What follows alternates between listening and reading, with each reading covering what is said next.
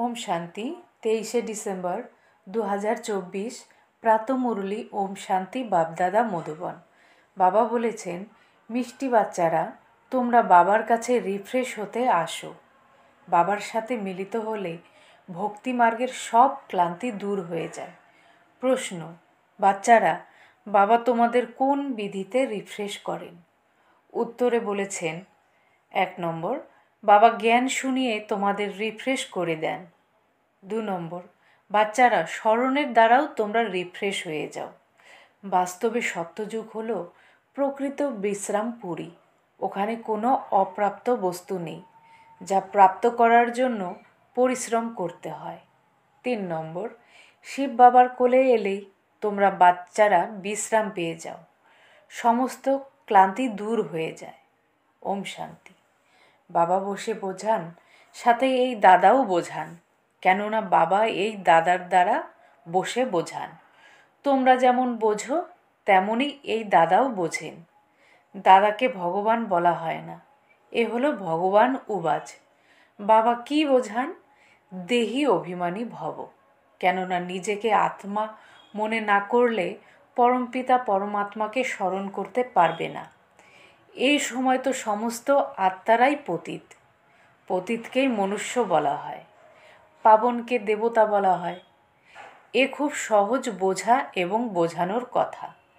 মানুষই ডাকতে থাকে, হে পতিত পাবন এসো। দেবী দেবতারা কখনো এভাবে বলবে না। পতিত পাবন বাবা পতিতদের আহ্বানের কারণেই আসেন। তিনি আত্মাদের পাবন বানান, আবার পাবন দুনিয়াও স্থাপন করেন। আত্মাই বাবাকে ডাকতে থাকে। শরীর তো আর ডাকবে না। পারলৌকিক বাবা, যিনি সদা পাবন, সবাই তাকেই স্মরণ করে। এ হলো পুরানো দুনিয়া। বাবা নতুন পাবন দুনিয়া তৈরি করেন। কেউ কেউ তো আবার এমনও আছে যারা বলে, আমার তো এখানেই অপার সুখ, ধন, সম্পদ অনেক আছে। তারা মনে করে আমাদের জন্য স্বর্গ এখানেই। ওরা তোমাদের কথা কিভাবে মানবে? কলিযুগী দুনিয়াকে স্বর্গ মনে করা এও অবুঝের মতো। কত জর্জরীভূত অবস্থা হয়ে গেছে, তাও মানুষ বলে যে আমরা তো স্বর্গে বসে আছি। বাচ্চারা, বোঝাতে না পারলে বাবা তো বলবেন, তোমরা কি পাথর বুদ্ধি নাকি? অন্যদের বোঝাতে পারো না। নিজে যখন পারস বুদ্ধির হবে, তখনই তো অন্যদের তৈরি করতে পারবে। খুব ভালোভাবে পুরুষার্থ করতে হবে, এতে লজ্জার কোনো কথা নেই। কিন্তু মানুষের বুদ্ধিতে অর্ধেক কল্পের যে উল্টো মত ভরে আছে, তা কেউ শীঘ্র ভুলে যায় না। যতক্ষণ না বাবাকে যথার্থ রীতিতে চিনেছে, ততক্ষণ সেই শক্তি আসতে পারে না। বাবা বলেন যে এই বেদ, শাস্ত্র ইত্যাদিতে মানুষ কিছুই শুধরায় না, দিনে দিনে আরও খারাপ হয়ে এসেছে। শতপ্রধান থেকে তমপ্রধান হয়ে গেছে।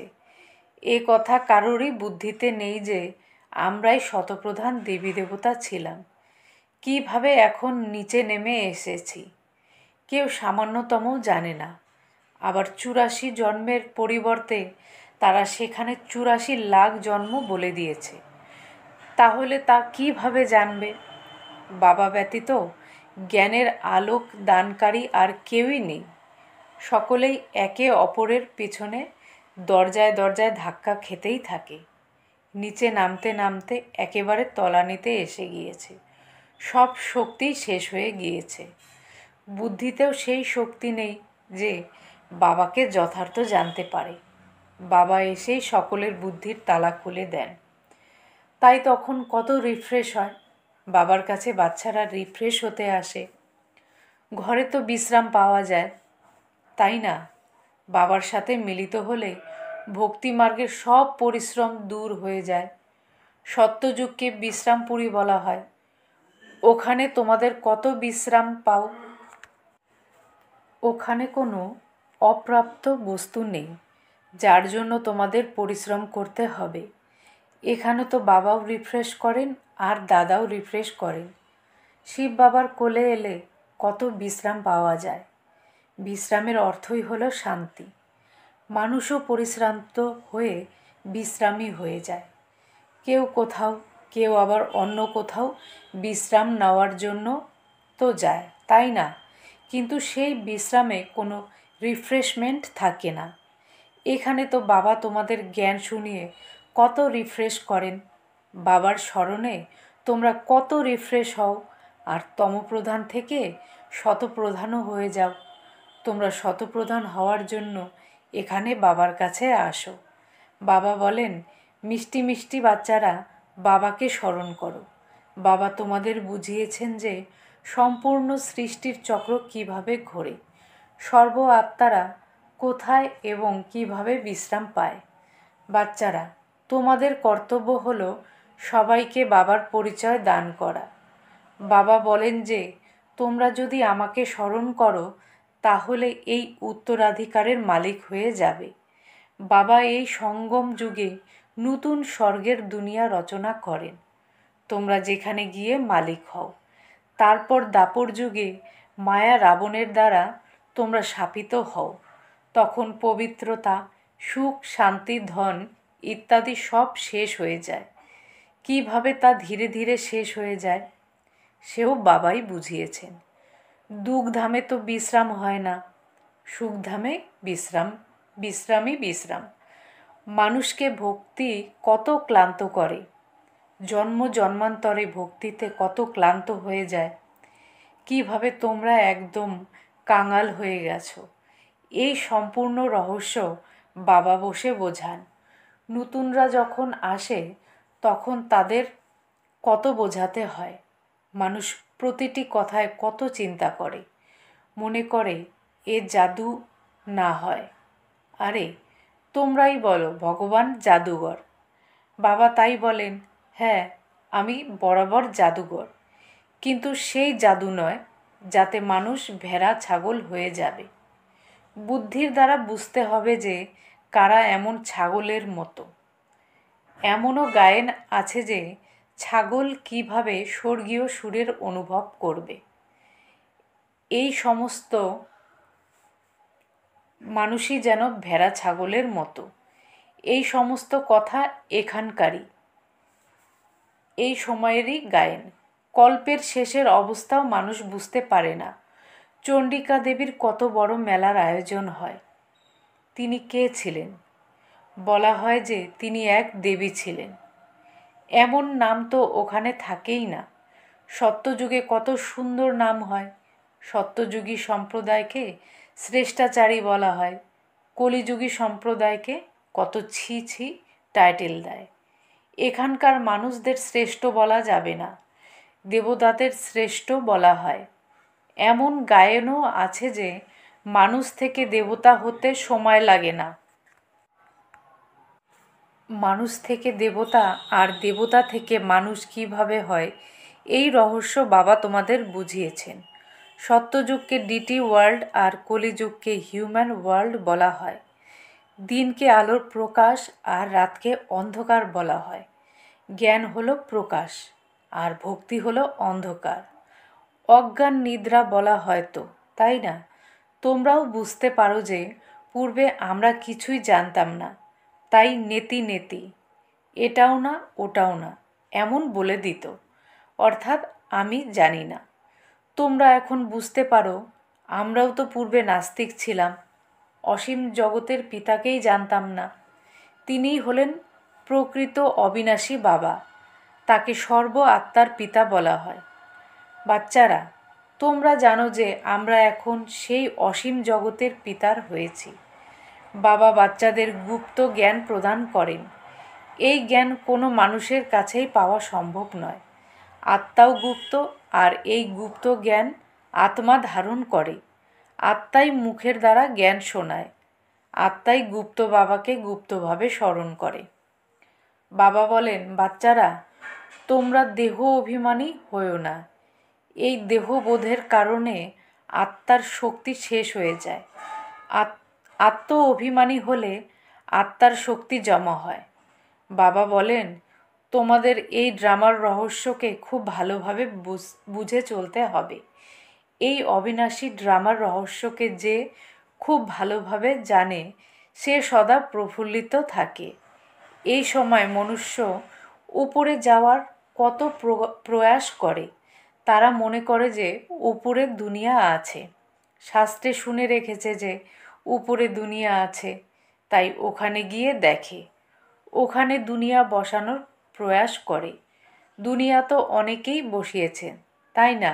ভারতে কেবল একই আদি সনাতন দেবী দেবতা ধর্ম ছিল, আর কোনো খণ্ড ইত্যাদি ছিল না। তারপর কত বসতি তৈরি করা হয়েছে। তোমরা বিচার করে দেখো যে ভারতের কত ছোট অংশে দেবতারা ছিলেন। যমুনার তীরেই পরিস্থান ছিল, যেখানে লক্ষ্মীনারায়ণ রাজত্ব করতেন। তখন কত সুন্দর শোভায়মান শতপ্রধান দুনিয়া ছিল, ন্যাচারাল বিউটি ছিল। আত্মার মধ্যেই সমস্ত চমৎকার থাকে। বাচ্চাদের দেখানো হয়েছে যে কিভাবে শ্রীকৃষ্ণের জন্ম হয়। সম্পূর্ণ মহল রোশনাই হয়ে যায়। তাই বাবা বসে বাচ্চাদের বোঝান, তোমরা এখন সেই পরিস্থানে যাওয়ার জন্য পুরুষার্থ করছো। বাকি এমন নয় যে নদীর জলে ডুব দিলেই পরি হয়ে যাবে। এসব হলো মিথ্যা গল্প বলা হয়েছে। লাখ বর্ষ বলে দেওয়ার কারণে সবই সম্পূর্ণ ভুলে গেছে। এখন তোমরা পুরুষার্থের নম্বর অনুসারে নির্ভুল তৈরি হচ্ছ। বিচার করে দেখা হয় যে এত ছোট আত্মা শরীরের দ্বারা কত বড় পার্ট প্লে করে। তারপর সেই শরীর থেকে যখন আত্মা নির্গত হয়ে যায়, তখন শরীরের দেখো কী দশা হয়ে যায়। আত্মা পার্ট প্লে করে, এ কত বড় চিন্তা করে দেখার মতো কথা। সারা দুনিয়ার অ্যাক্টরস আত্মারা তাদের নিজের অ্যাক্ট অনুযায়ী পার্ট প্লে করে। কিছুই তফাৎ হতে পারে না। সমস্ত অ্যাক্ট হুবহু আবার রিপিট হচ্ছে। এতে তোমরা সংশয় করতে পারো না। প্রত্যেকের বুদ্ধিতেই তা বোঝাতে পৃথক ভাব হতে পারে, কেননা আত্মা তো মন বুদ্ধি সহিত, তাই না? বাচ্চারা জানে না যে আমাদের স্কলারশিপ গ্রহণ করতে হবে, তাই অন্তরে তারা খুশি হয়। এখানেও অন্তরে প্রবেশ করলেই এম অবজেক্ট সামনে দেখে, তাহলে খুশি তো অবশ্যই হবে। এখন তোমরা জানো যে আমরা এই রকম দেবী দেবতা হওয়ার জন্য এখানে পড়াশোনা করছি। এমন কোনো স্কুল নেই যেখানে পরবর্তী জন্মের এম অবজেক্টকে দেখা যেতে পারে। তোমরা দেখো যে আমরা লক্ষ্মীনারায়ণের মতো তৈরি হচ্ছি। এখন আমরা এই সঙ্গম যুগে আছি, যেখানে এই লক্ষ্মীনারায়ণের মতো হওয়ার পড়া পড়ছি। এই পাঠ কত গুপ্ত। এম অবজেক্টকে দেখে কত খুশি হওয়া উচিত। খুশির কোনো পারাপার নেই। স্কুল বা পাঠশালা হলে এমন হওয়া উচিত। কত গুপ্ত অথচ জোরদার পাঠশালা। যত উচ্চ পড়াশোনা ততই ফ্যাসিলিটি থাকে, কিন্তু এখানে তোমরা মাটিতে বা সিংহাসনে বসে পড়ো। আত্মাদের পড়তে হয়, সে মাটিতে বসেই হোক বা সিংহাসনে। তোমরা কিন্তু খুশিতে লাফাতে থাকো যে আমরা এই পড়া পাশ করে এই হব। বাচ্চারা, বাবা এখন এসে তোমাদের তার পরিচয় প্রদান করেছেন যে আমি এনার মধ্যে কিভাবে প্রবেশ করে তোমাদের পড়াই। বাবা তো আর দেবতাদের পড়াবেন না। দেবতাদের এই জ্ঞান কোথায়? মানুষ তো দ্বিধাগ্রস্ত হয়ে থাকে যে দেবতাদের মধ্যে জ্ঞান নেই কি? দেবতারাই এই জ্ঞানের দ্বারা দেবতা হন। দেবতা হওয়ার পরে এই জ্ঞানের আর কি প্রয়োজন? লৌকিক পড়ার দ্বারা ব্যারিস্টার হয়ে গেলে উপার্জনে লেগে গেল, তখন আর ব্যারিস্টারি পড়বে কি? আচ্ছা, মিষ্টি মিষ্টি হারানিধি বাচ্চাদের প্রতি মাতা পিতা বাপদাদার স্মরণের স্নেহ সুমন আর সুপ্রভাত। আত্মাদের পিতা তার আত্মারূপী বাচ্চাদের জানাচ্ছেন নমস্কার। আত্মারূপী বাচ্চারা আত্মারূপী বাবাকে জানায় স্মরণের স্নেহ সুমন, সুপ্রভাত আর নমস্কার। ধন্যবাদ বাবা, ধন্যবাদ। ধারণার জন্য মুখ্য সারের প্রথম পয়েন্ট হলো অবিনাশী ড্রামার রহস্যকে যথার্থ রীতিতে বুঝে প্রফুল্লিত থাকতে হবে। এই ড্রামাতে প্রতিটি অ্যাক্টরের পার্ট তার নিজের। যা হুবহু প্লে করে চলছে। 2 নম্বর, এম অবজেক্টকে সামনে রেখে খুশির সাথে লাফ দিতে হবে। বুদ্ধিতে যেন থাকে যে আমরা এই পড়ার দ্বারা এমন লক্ষ্মীনারায়ণের মতো হব। বরদান, স্মরণ আর সেবার শক্তিশালী আধারের দ্বারা তীব্র গতির সঙ্গে এগিয়ে গিয়ে মায়াজিত ভব। স্মরণ আর সেবার শক্তিশালী আধারের দ্বারা তীব্র গতির সঙ্গে এগিয়ে গিয়ে মায়াজিত ভব। ব্রাহ্মণ জীবনের আধার হল স্মরণ এবং সেবা। এই দুই আধার যদি শক্তিশালী হয় তাহলে তীব্র গতির সঙ্গে এগিয়ে যেতে থাকবে। যদি সেবা বেশি হয় আর স্মরণ কমজোর হয়, অথবা স্মরণ খুব ভালো হলো আর সেবা ভালো হলো না, তাহলেও তীব্র গতির সঙ্গে এগিয়ে যেতে পারবে না। স্মরণ আর সেবা দুয়েতেই তীব্র গতির প্রয়োজন। স্মরণ আর নিঃস্বার্থ সেবা যদি সাথে সাথে থাকে তাহলেই মায়াজিত হওয়া সহজ হবে। প্রতিটি কর্মের সমাপ্তির পূর্বেই সদা বিজয় নজরে আসবে। স্লোগান, এই সংসারকে অলৌকিক খেলা আর পরিস্থিতিকে অলৌকিক খেলনার সমান মনে করে চলো। ওম শান্তি।